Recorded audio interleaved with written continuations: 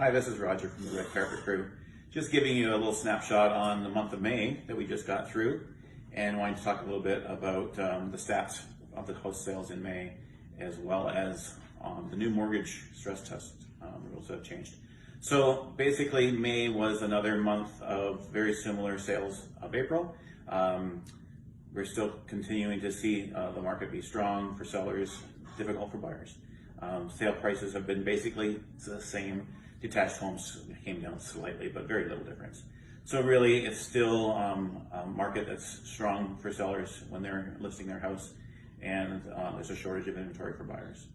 But the biggest thing I want to talk to you about is what you've probably heard is the changes to the rules of Bank of Canada regarding the stress test. So in 2018, the Bank of Canada introduced the stress test as a way to try to cool down the housing market, as well as they had concerns that a lot of buyers were getting into homes at very low interest rates that were going to affect their ability to qualify again when their mortgage came up 5 years later if interest rates went up.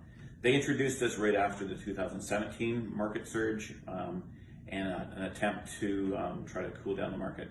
The reality is, by the time it became implemented in July of 2018, the market had already cooled down a little bit, wasn't as frenzied. But their timing was impeccable, so that they looked like they were helping to soften that situation. The same thing is happening now. So the difference in the stress test qualifying rate is what has changed as of June 1st. And a lot of people need to understand the difference between this and when they implemented it the first time. So this change in the qualifying rate is an increase from 4.79% to 5.25%. But it only affects people who are not insuring the mortgage, in other words, putting 20% down or more. So if you're a first-time buyer, this likely doesn't affect you, especially in our market. Most first-time buyers are not able to put down a full 20% as a down payment.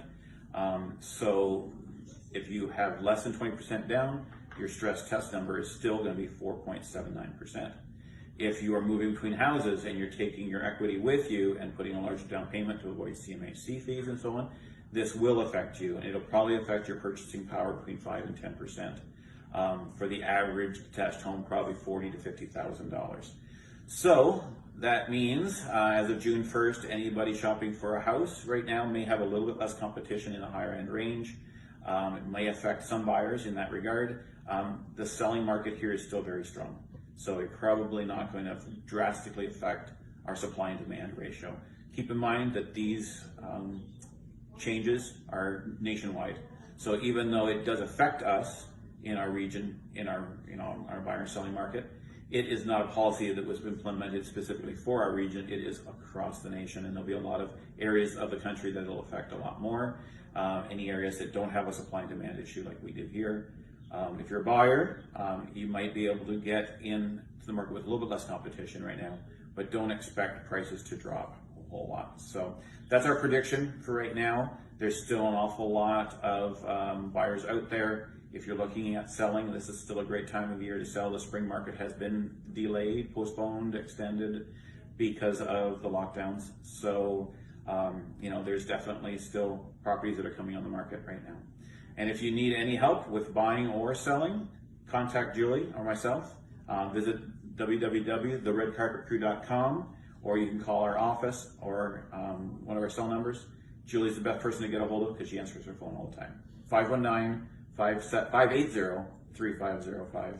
And we'd be happy to help you in any regard.